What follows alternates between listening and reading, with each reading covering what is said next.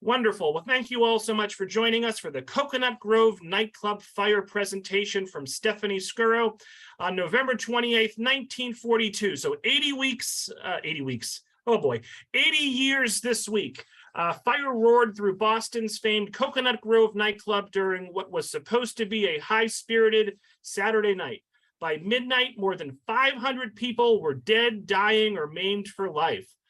Stephanie probes the club's history, the circumstances leading to the fire, and the tragedy's lingering impact in her new book, or her updated, revised new book here, new edition, The Cocoanut Grove Nightclub Fire, A Boston Tragedy.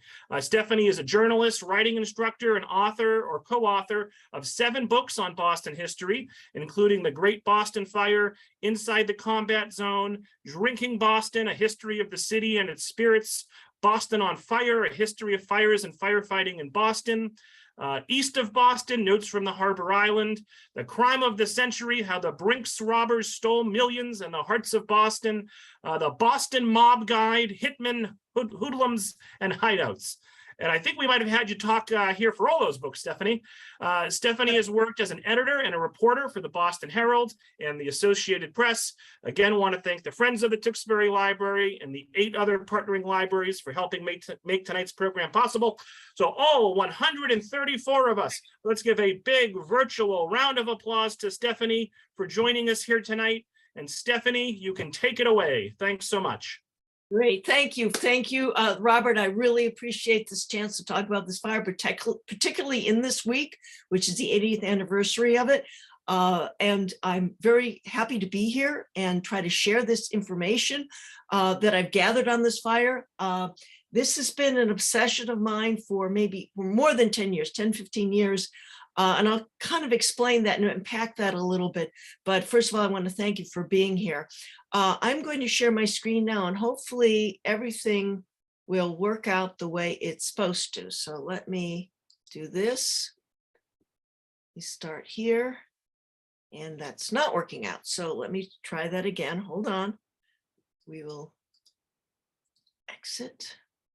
We will start at the beginning and go to the very end. So try that again. Share screen, share, and presentation. Okay, do we see the first slide there? I see. Yeah, that's perfect, Stephanie. Thanks so much. Great. Well, thank you so much. So we're gonna spend some time remembering the Cocoanut Grove Fire. I think many of you may know about that fire, and I'm going to try to give enough for those of you who don't know what the fire is, a little background, but I really want to concentrate on some of the new information about this fire. And this goes to the point of this talk, which is why update a book about an event 80 years old. And I think it underscores something I emphasize in all my talks, that the past is never really past. It continues to catch up with us. It continues to have an effect on our lives.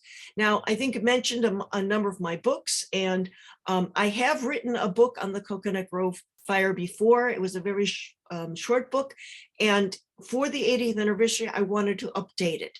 And you might say, why? Well, these are some of the reasons why.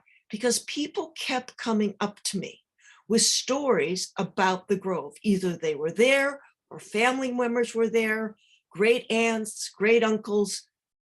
They came with artifacts, they came with little recordings, they came with photographs. And I just kept saying, there's more to this story. This fire had an impact on the city of Boston and surrounding areas that far outweighed any other event in this area. And even though a lot of people know about this fire, it hasn't had the kind of recognition in Boston that it deserves until probably next year. So we'll see that. One example of this is I was doing a talk for an Irish group, and just before the talk, someone emailed me this picture of her husband's uncle who died in the Grove that night. I didn't know about this, but she sent in the story, and I thought, wow, that's amazing.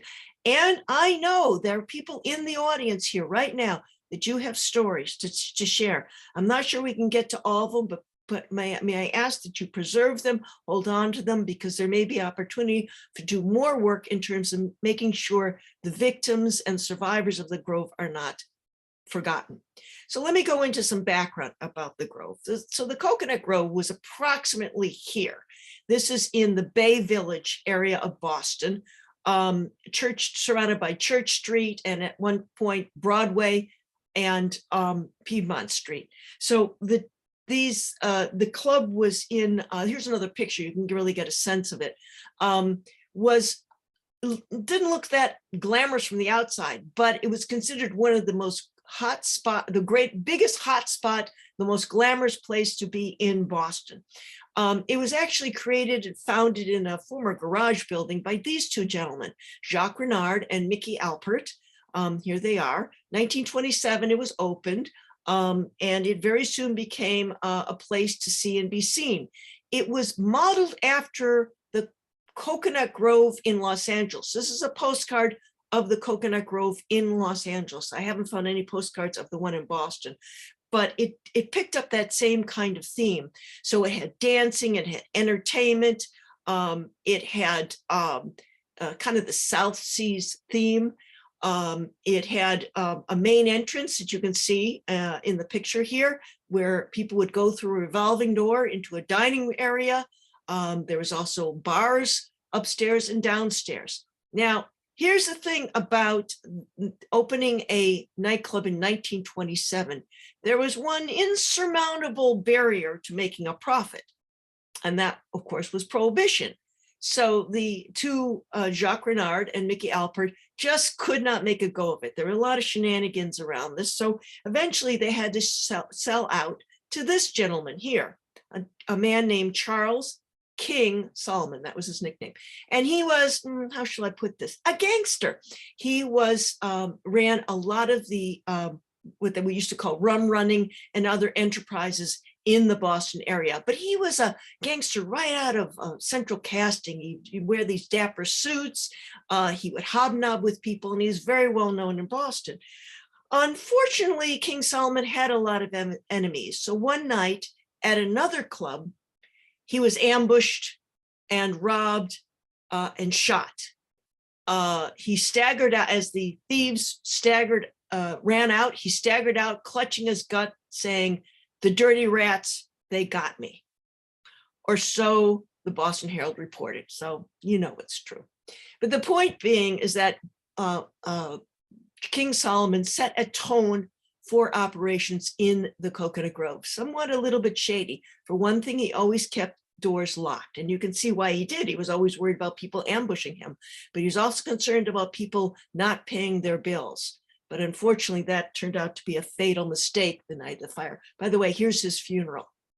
You can see he was quite well-known gentleman. So what happened? So that happened in 1933, and the club was taken over by this gentleman named Barnett Wilansky. Barnett Wilansky was Solomon's lawyer, and a very well-trained lawyer in that.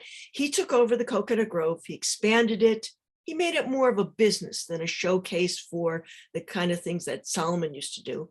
And he was considered a pretty good businessman. He was considered a fair boss, even though he kept up the habits of keeping doors locked. He did not want to lose any money. But here's the interesting thing about Barney Willett, as they call Barney Wilansky, is that he had a brother, James Wilansky, who was more of, well, how do we call this again? A gangster. I know you might find it odd that in Boston, there'd be one brother that was on one side, the right side of the law, and another brother on the other side of the law. Surprise, surprise in Boston, but that was the situation with the Wilanskys. But they basically helped to run this club. And as you can see from this floor plan, it was quite a complex. It wasn't just one room, it was a series of rooms, which is very important to understand the dynamics of the fire. It had a dance floor, had a bar off the dance floor. It had a new bar. What we're seeing here, if you can see this cocktail lounge here, people call it the Broadway Lounge, but it was new. It was opened like 10 days before the fire. And then downstairs here, right, if you come in, this is the Hope you can see my pointer here. If you go in the revolving door, this is the main entrance, you could go downstairs into something called the Melody Lounge, which is another bar. There was only one entrance into this new lounge over here, which was the cocktail lounge, which is right here. And this area here was just a warren of passageways, and the staff could pass that way, but patrons couldn't. So keep all that in mind when we talk about the fire. And as I said, that new lounge was okay just a few weeks before the fire.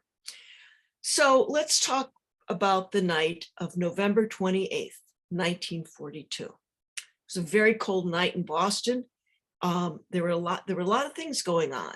For example, that day in Fenway Park, no less, was a very important football game being played between Holy Cross and Boston College.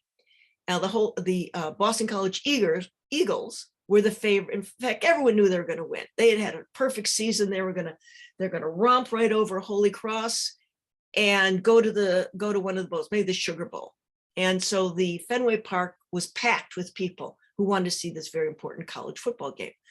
Well, the football gods are fickle, and the Boston College Eagles ended up losing to Holy Cross 55-12. It was quite a rout, and it's considered, actually today, it's considered one of the greatest losses in college football history.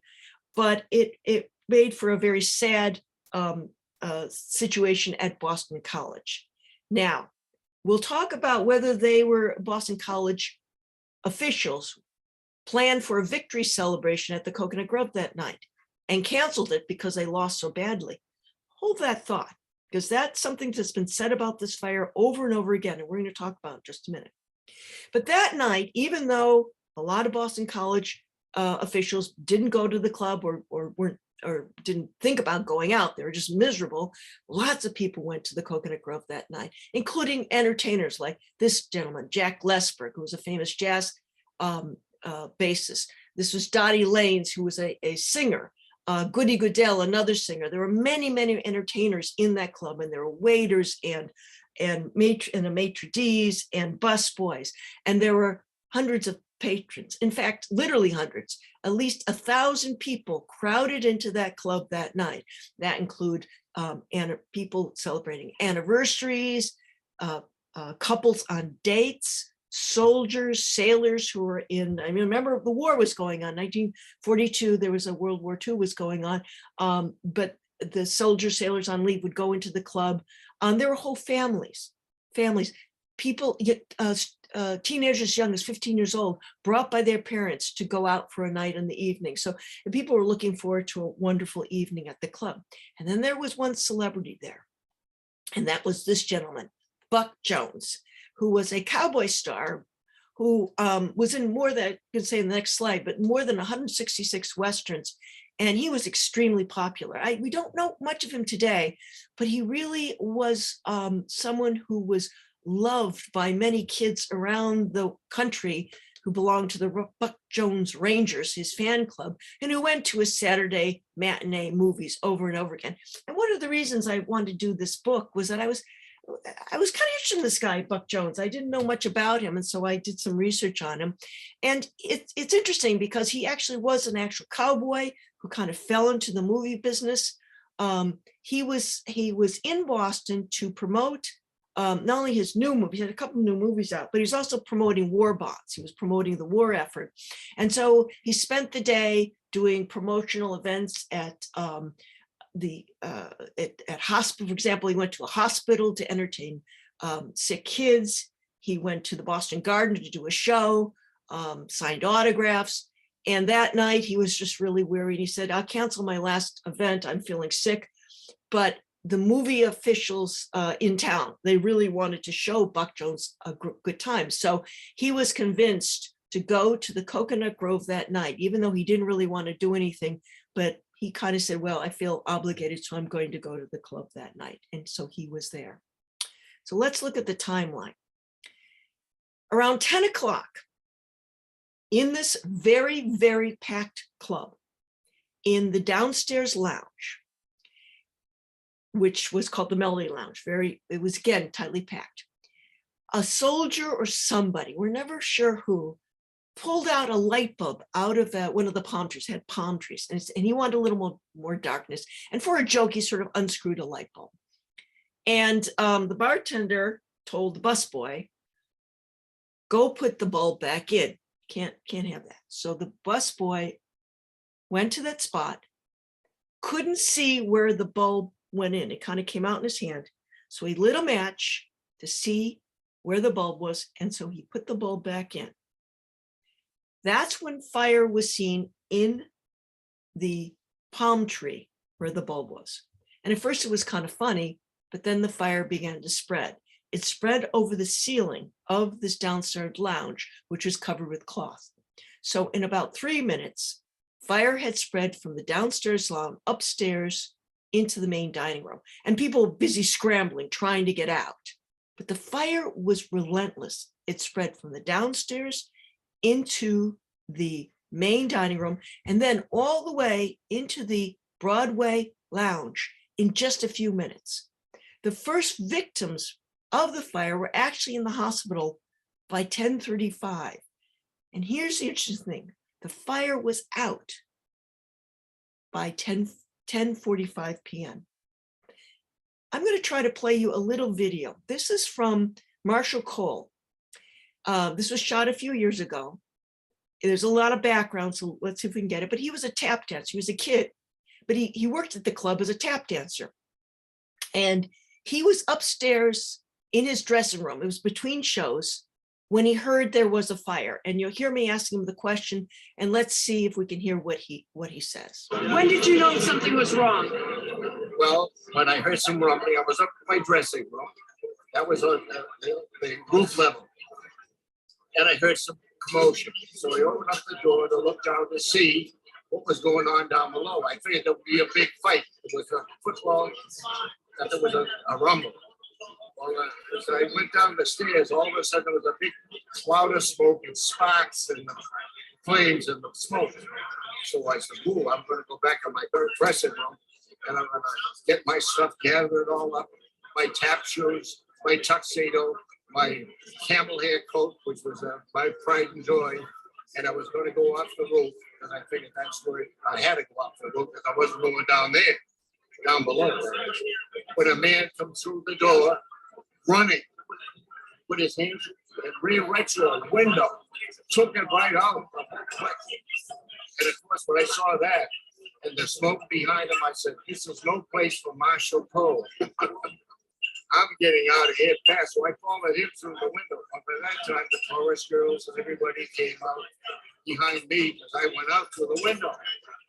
And of course, we were looking for ways to get off the roof. You had to get off the roof. So when you get out the roof, I knew there was flames to the left of me because that's where I saw the smoke and the flames. But then there was flames at the other end too. And I'm saying, oh my God, there's fire everywhere. There's fire underneath me. There must be fire. We got to get off here fast. So we found a ladder, small ladder that fell short. Sorry to cut that off, but basically he was able to escape and was able to tell the story years later. What I'm showing you right now is actually in the Melody Lounge, and I'm showing you the corner where the fire began. That's the remains of that palm tree where the light was. And there's some peculiar things about this. You'll notice there's a lot of stuff still left in this room, furniture and other things. But this is the trajectory of the fire. It basically started in the downstairs Melody Lounge, came upstairs, and then rushed into the this bar area, and it went all the way into that new lounge. And it did that at an amazingly, incredibly fast speed, a speed that still baffles people today. Here's a picture of the club on fire. Firefighters were there on the scene very quickly. By coincidence, they were actually at a fire nearby. They came in and they were able to put the fire out fairly quickly, but not before they had a problem at the front gate. You see, a lot of people in situations like that go out the way they came in. And most of those people in the main dining area came in the revolving door, the door that's right under this sign here. And that's the main entrance to the club. So many people were trying to rush out that it jammed. It got stuck and people could not get out and literally burned to death as firefighters were trying to break through to help them. The problem with the Coconut Grove, the reason there were so many deaths, is because there was something functionally wrong with almost every exit in this area. I mentioned the revolving door, it jammed. The people who ran up here from the Melody Lounge ran up. There was actually a door right where this little red thing is, which was a safety door, supposed to push open. It didn't open. It was jammed. It was locked or bolted shut. They couldn't get open. So many people died there. People had trouble getting out this door because it was locked. There was an exit over here that was blocked. One of the saddest things was in this new cocktail lounge. You can see that there's two doors leading in, one that goes inward with, inward with the force of egress, and then a door here that opens into the club. And what happened, there were so many people that they pushed that door shut and jammed it and could not get out there. Here are some photos of the club, obviously after the fire, but you can see the devastation there. Here's the interesting thing though. There's still a lot of combustibles in these pictures and in these fires. The fire, even though it was described as a huge ball of fire that rushed through the area, felled people just fell down where they were because of not only the smoke and the fire, but the problems with breathing, even a lack of oxygen because the fire was sucking up all the oxygen, but it didn't burn everything. And that's one of the peculiar things about this fire is that it didn't reach what firefighters would call a flashover. If you're familiar with the Station nightclub fire, you will know that that was a flashover fire where everything burned. That did not happen in this fire. It just moved, the fire moved in this fireball fashion throughout the club. And then the rescue efforts began, and then there was frantic effort to get everybody out of the club. At that point, the first headlines were that the busboys match caused this fire. But of course, that didn't matter initially because there was just huge amounts of death. And here are some of the pictures of some of the people who died. This is why this fire was so hard for me to write about. It was over and over seeing these faces and hearing about these people and hearing these stories. Nearly the final death toll, which there's some difficulty in establishing, that was 490 people who died, some of them some months later. There were hundreds injured, and there was many people were scarred for life, even if they got out without an injury because they had psychological problems. Buck Jones, this cowboy star, died in a fire. And it's ironic because he was a guy who was most comfortable on a horse on the range, by the ocean. He was a nightclub kind of guy, but he died in the nightclub fire. A number of things came out of this. Many of the people were rushed to the old Boston City Hospital, to Mass General Hospital, and it was a huge influx of patients. By a good fortune, the staffs of these hospitals had been training for wartime, so they were prepared to deal with a large influx of patients better than you might think, even though they struggled. Innovations were made in terms of burn treatment. They tried new ways of treating some of these burn patients. There were new ways to treat lung patients. So a lot of discoveries and a lot of new techniques came out of this fire. One of the survivors committed suicide, and that also generated a whole discipline of looking at trauma as something that affects you not only physically but mentally.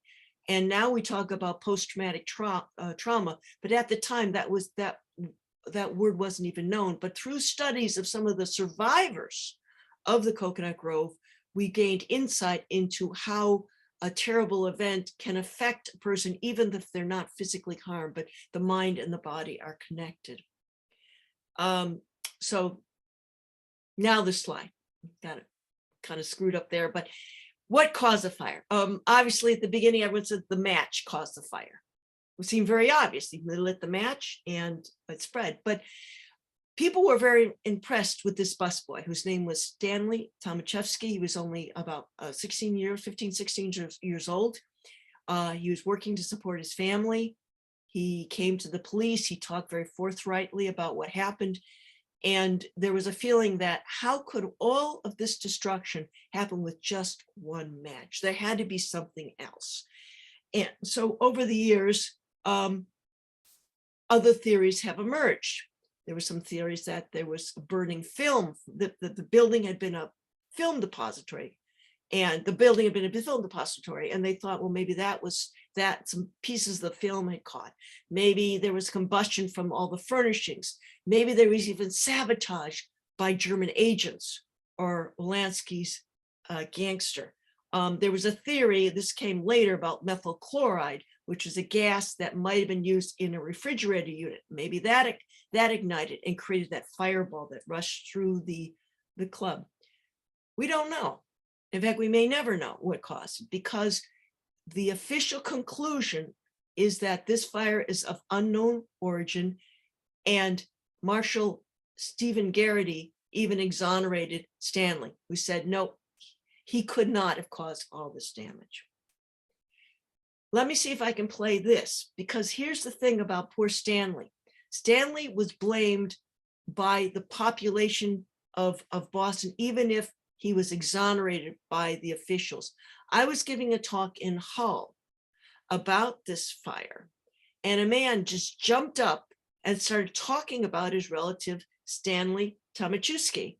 And I managed to catch, I'll just play a little bit, I managed to catch him on film. So if you have any researchers in the audience, always keep your phone handy. And I recorded him. I never did get his name. It's like I don't know even anything about it, but he was 89 years old, and he felt compelled to defend Stanley. Lighting the fire. Stanley was a hard worker. His father was unemployed. He was trying to help his mother out. Saturday morning, he would get the wagon. He'd go out selling fruit and vegetable. At night, he went to the Cocoanut Grove, making himself a few bucks for his mother. He ended up being a captain in the Army, had a very successful life, being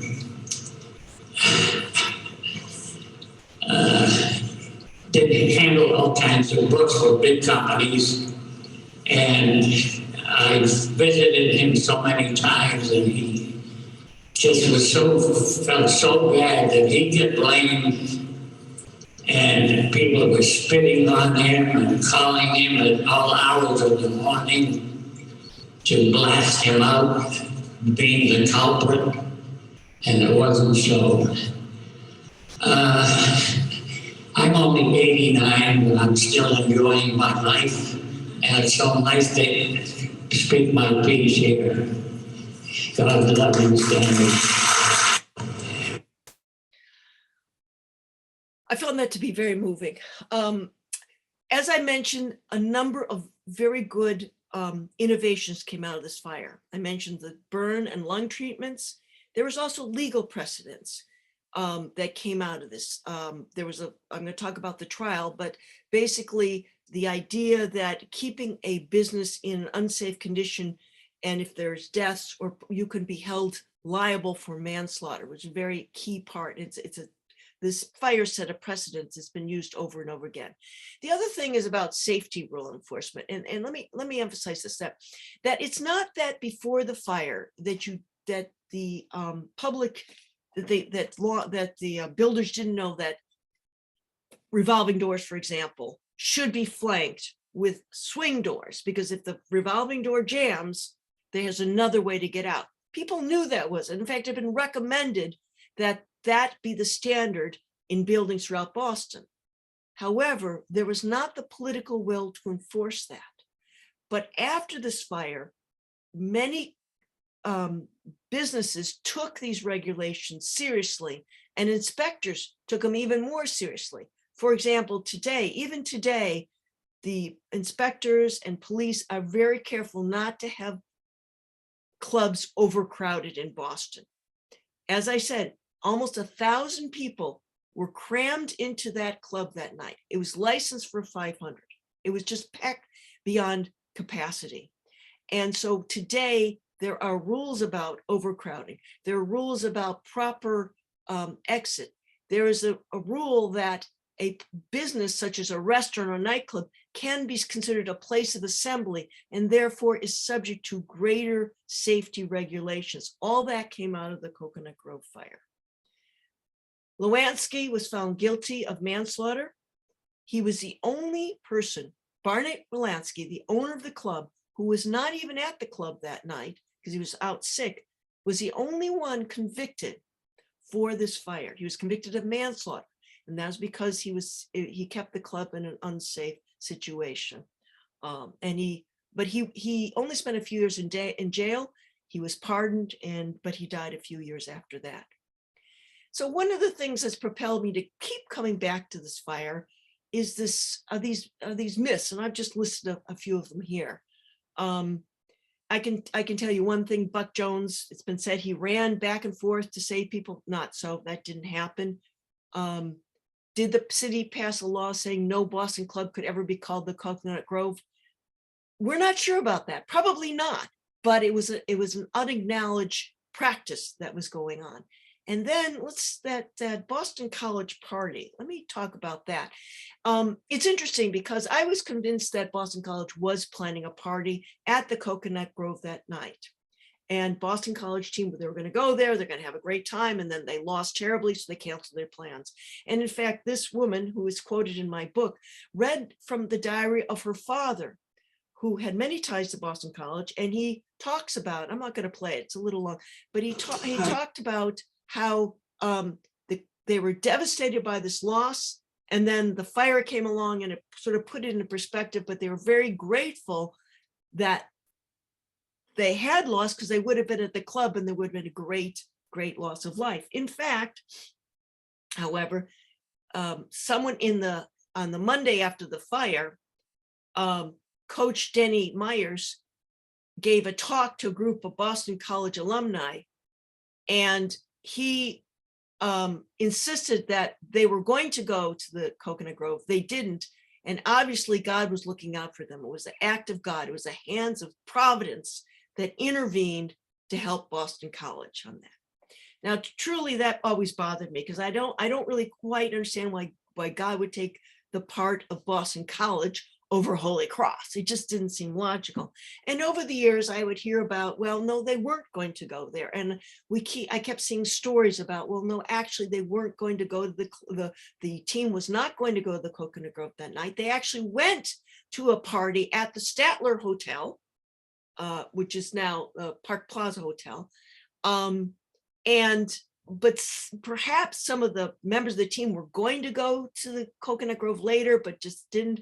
So this idea that God was looking out for Boston College is kind of undercut by this. But there's a greater truth to all this. There's a greater truth to the story that I want to emphasize.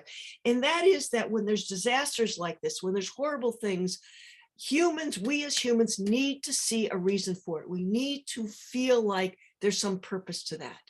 Even if there isn't, we want to feel something good will come out of it, or that God was with us, even in the worst of circumstances. So I feel like this story, even though it may not be technically true, it underscores a greater truth about how people view this fire and how horrible it was for people who had to live through it. Just a couple things on the cause of the fire. I've discussed that it's still of unknown origin. One thing I will say, I've had a number of conversations with fire. I'm not a fire expert. I'm not a firefighter. I leave that to the professionals. But I've had discussions with some fire engineers who are very interested in this fire and are baffled at its speed. But this is an interesting photo that one of them shared with me, and shows basically that the fire emerged from the Melody Lounge, came through this area, and behind us, what we're looking back on it, is the main dining area. Notice the ceiling, notice the curve of the ceiling. And he speculates the fire came in, maybe that's why it moved so fast. It was shot like a bullet because of the configuration of this roof. We don't know that, but it's another interesting theory that adds to the mystery about the fire. Another reason I wanted to tell this story is that there actually are some great stories of survival.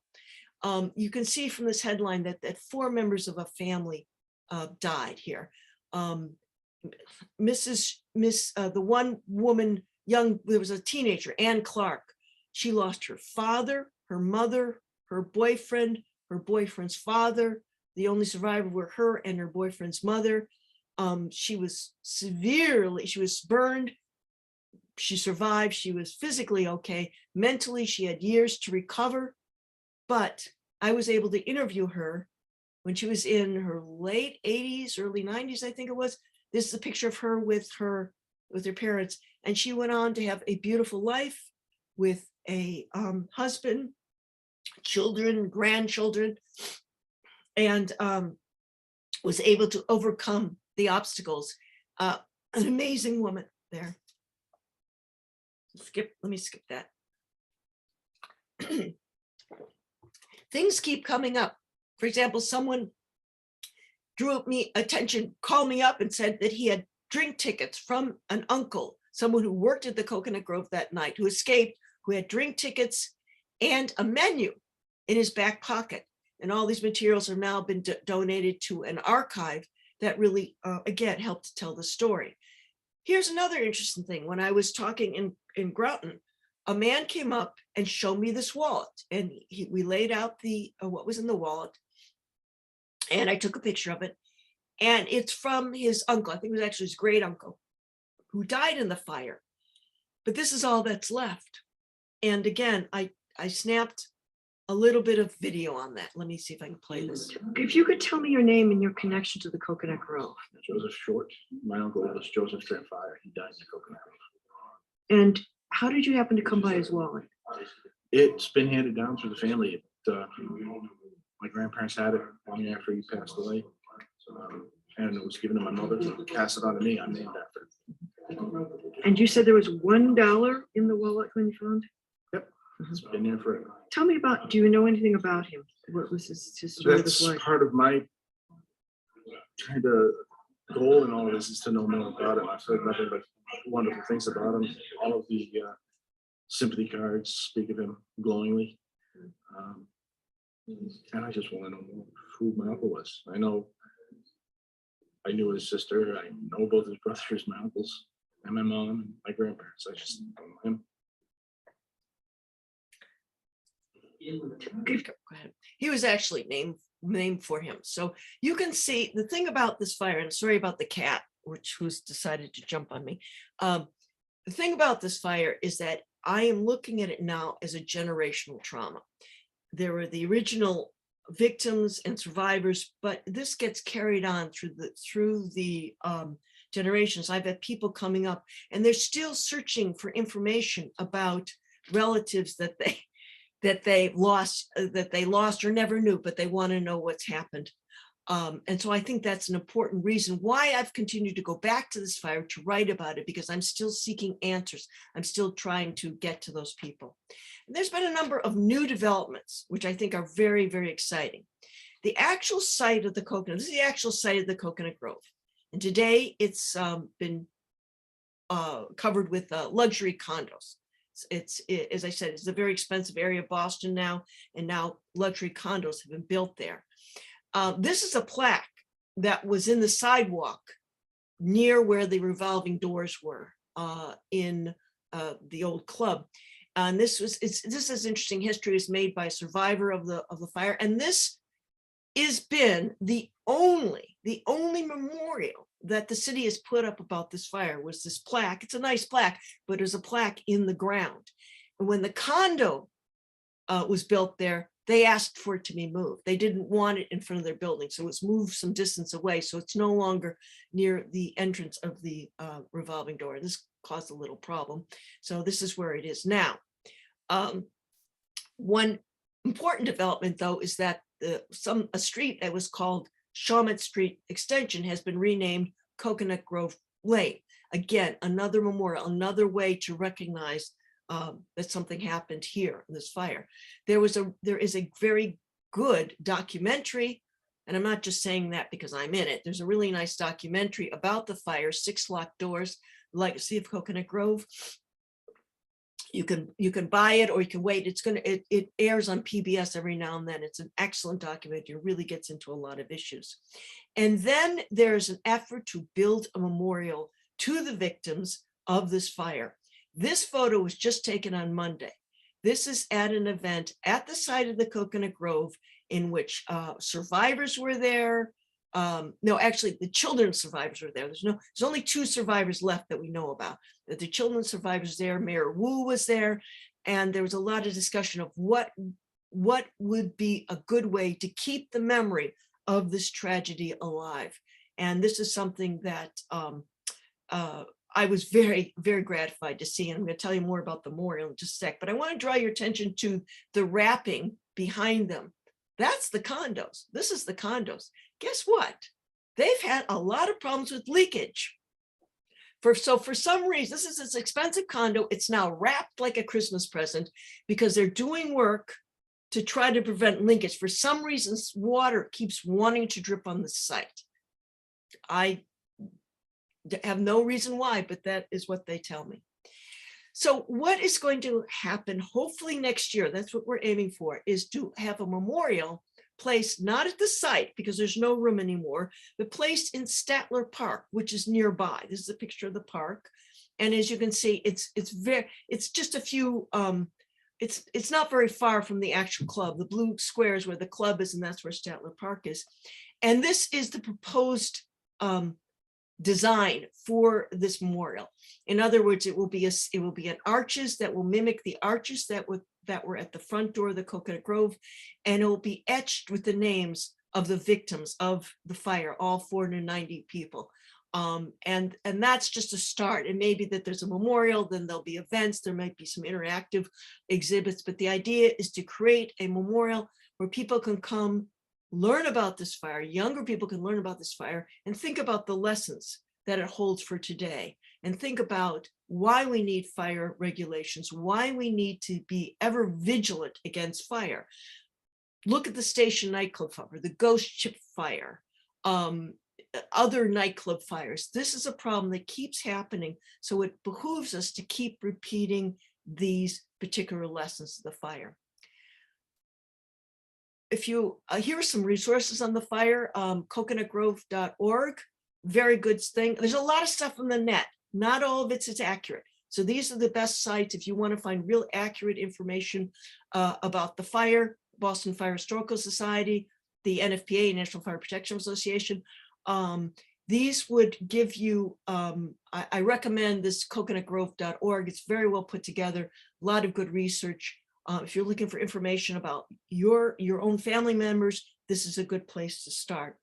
Of course, you could always buy my book, which is available in bookstores and online bookstores, but also in libraries. So I really thank you for listening. It's a very short summary of this fire, but let me emphasize, I think it gives us lessons, it gives us details that we have to continue to repeat and to remind ourselves that fire we have a lot of new equipment, technology, sprinklers and all that, but fire still is a deadly foe, and we need to stay ever vigilant about that.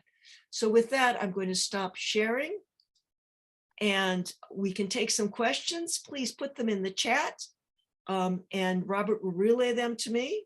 And I thank you for coming out this evening. So Stephanie, wonderful job as expected. Yeah, let's take roughly 10 to 15 minutes of audience questions.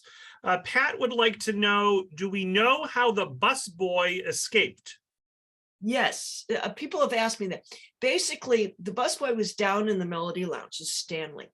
And so when the fire started to spread, he and the bartender and other employees frantically tried to put it out. They didn't run, they really tried to put it out. But it started to spread. And then what they tried to do was they tried to herd people in that area to go into the kitchen, because there was a door to the kitchen right off the Melody Lounge. There was a whole complex downtown. So and they managed to get a number of people to go down into the kitchen. But as I said, people tend to go out the way they came in. So a lot of people came down the stairs into the Melody Lounge. So instead of following the instructions, they went up the stairs actually following the fire and then tried to get out the door at the top of the stairs, pressing on it and getting trapped there. Some people actually made it around the corner. Some people tried to go get their coats and delayed a little bit. And then they tried to get out the revolving doors. Stanley and other people was among the group that went through the kitchen and managed to get out some windows. They broke through some windows in the kitchen. So they got out from under the club. And that's how he escaped. And he went searching for his friend, Joseph Tregelfara. That was the man that's the one who owned the wallet. So they were very good buddies. Actually, Joseph had helped Stanley get the job there. So he went looking for his friend and couldn't find him. He was distraught. Okay. Other questions? Yes, Karen wants to just thank you for the interesting presentation. Judy asks, how did Joe Short's family get the wallet? That is a good question. I think they probably got it when they identified the body. He didn't say specifically, but many people, many families were asked to identify bodies. And there was a real effort on the part of the hospitals to keep people with their facts. In fact, one nurse was actually assigned to guard the bodies because some of them were very badly burned, and the only way you could identify them were what was on them. So there was a real effort to keep artifacts with them. So likely, I don't know if it's certain, but I'm pretty certain they would have been called to the morgue to identify the body, and they would have been given his wallet. Anne wants to thank you very much for the presentation. Mary wants to know what happened to the band leader, Mickey Alpert.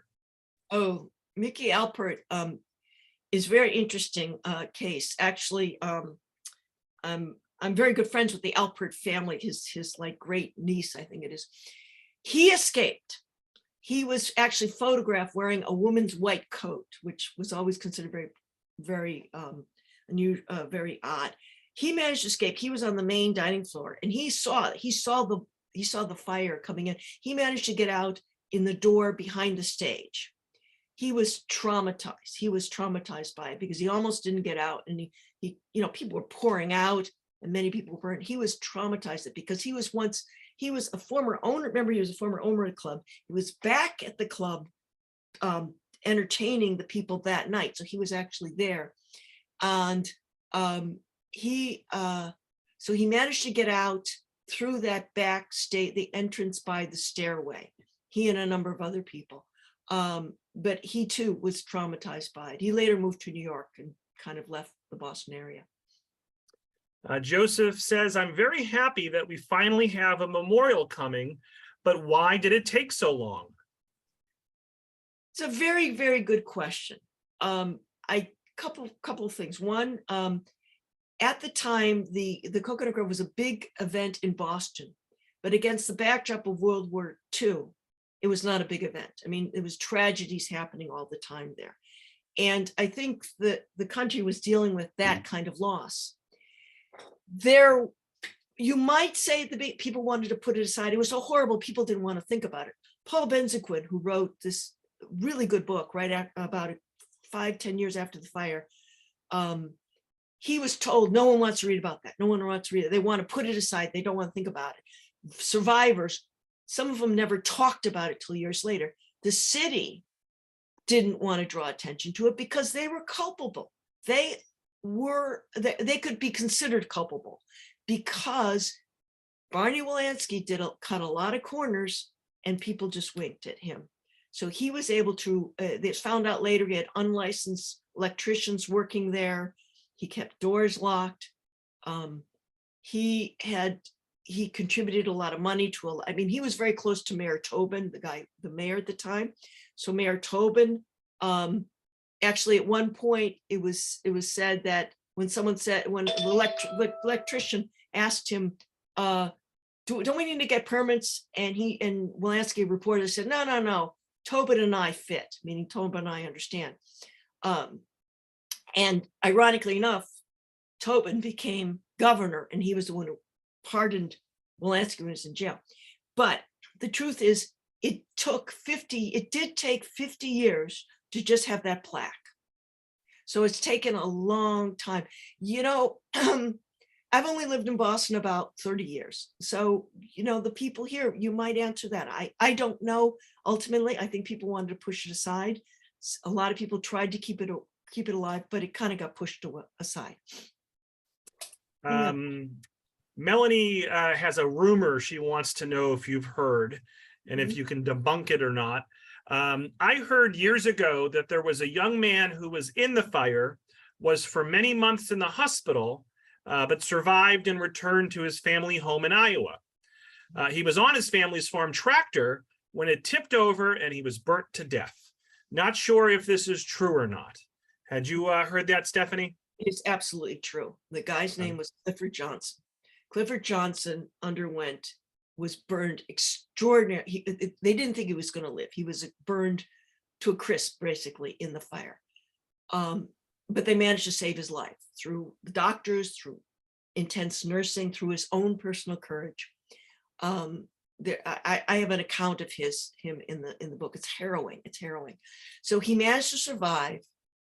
He married one of his nurses, went back to his hot life, and then he basically died. His vehicle overturned. I forget what kind of vehicle overturned. He died in a fire. Yeah, horrible, but it's true. Michelle says, great presentation, very informative and revealing. Great question from Mary Ellen. She asks, well, first she says, thank you for making us aware of all this. And she asks, what can we as individuals and groups do to help memorialize the victims and survivors, as well as improve fire safety, especially in older buildings that may not have sprinkler systems? Well, that's a very good question. And one is that they are, if you're interested in contributing to the memorial fund, they are accepting donations. So a little bit here, a little bit there, that's not so bad.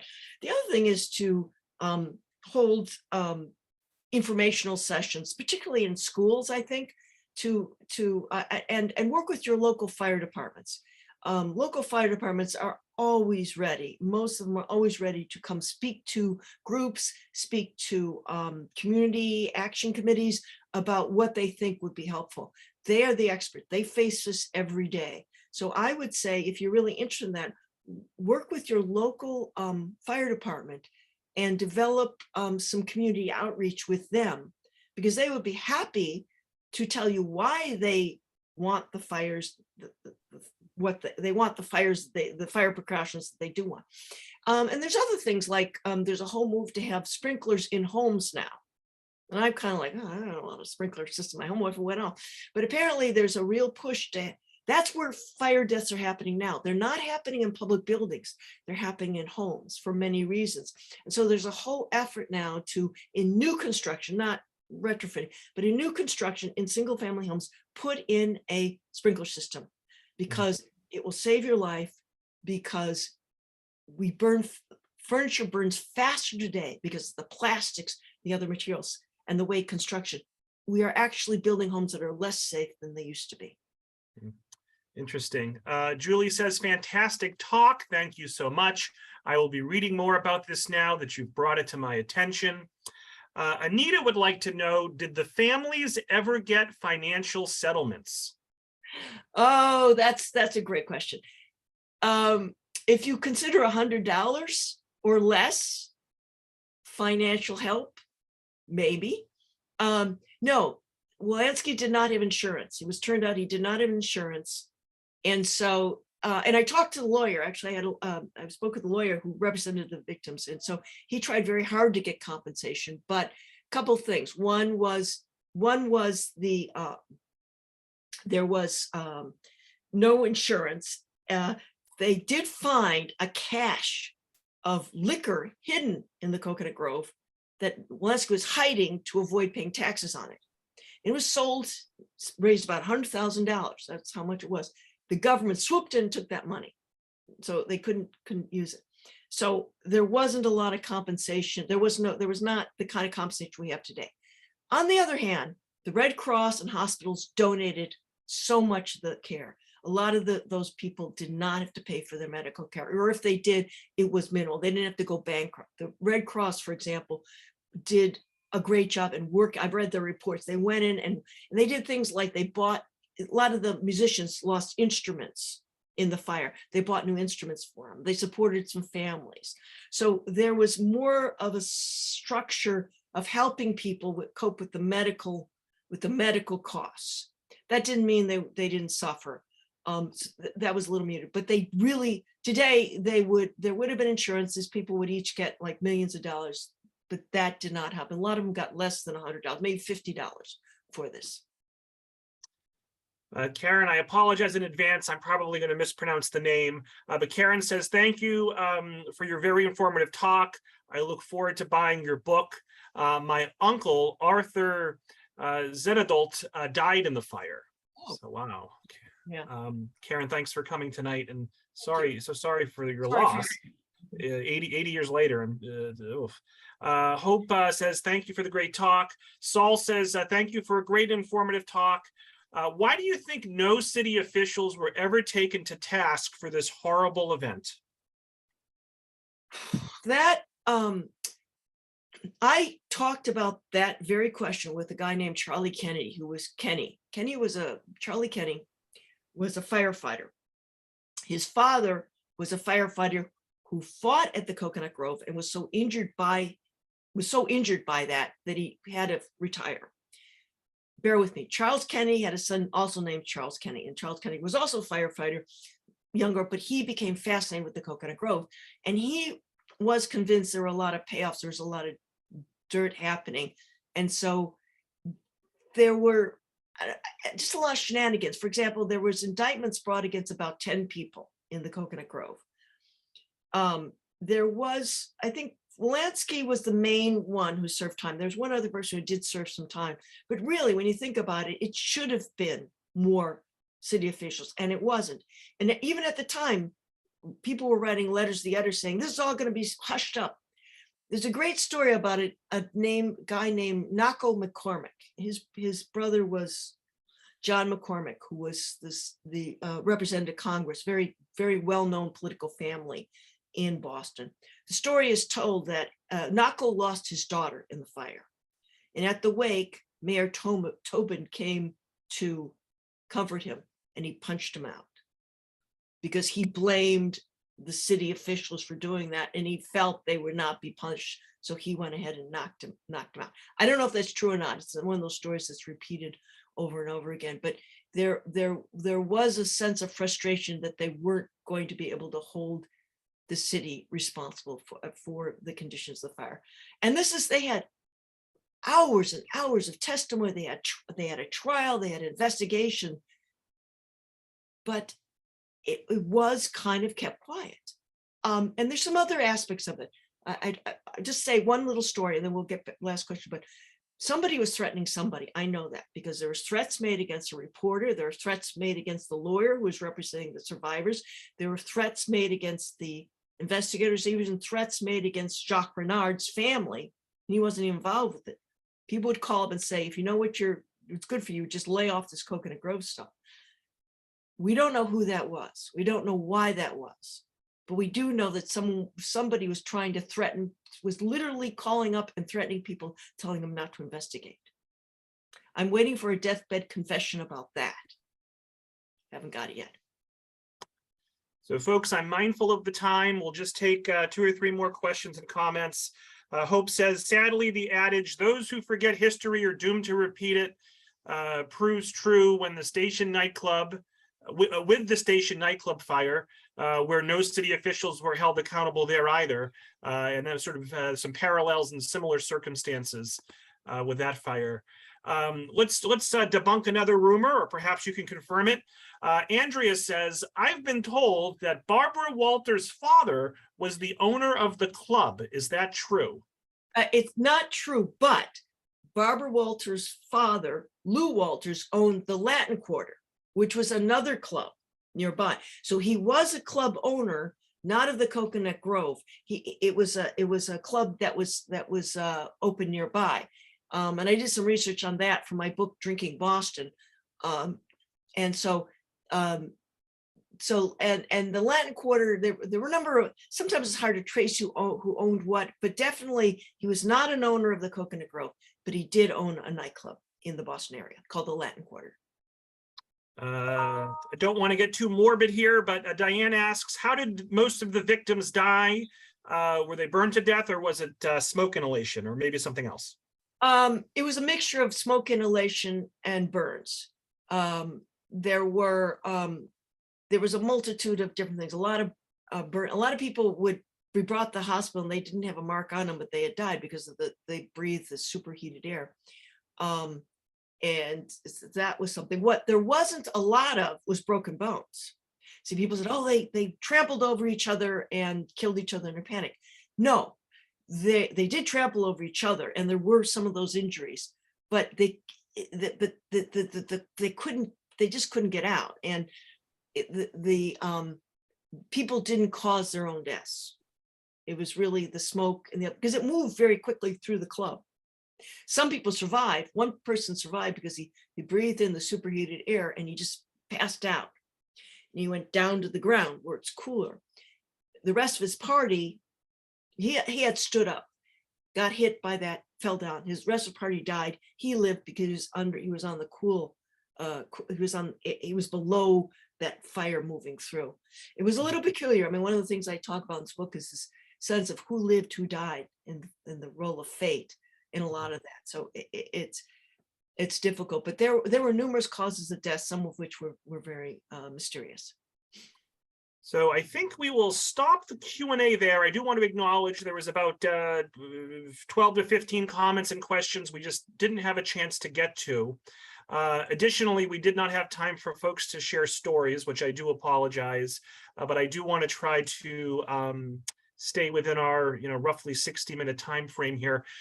So I guess, Stephanie, what's next for Stephanie? Are you writing another book on a different chapter of Boston history? Are we appearing in any more documentaries? Are we writing articles? What are we doing right now? Well, a couple things, actually. One is I've with a group of people from the Friends of the Boston Harbor Islands, we are going to be publishing basically a diary that was kept in 1891 by 4 women who went out to Great Brewster Island for 2 weeks. It's like a girls' night out for Victorian women.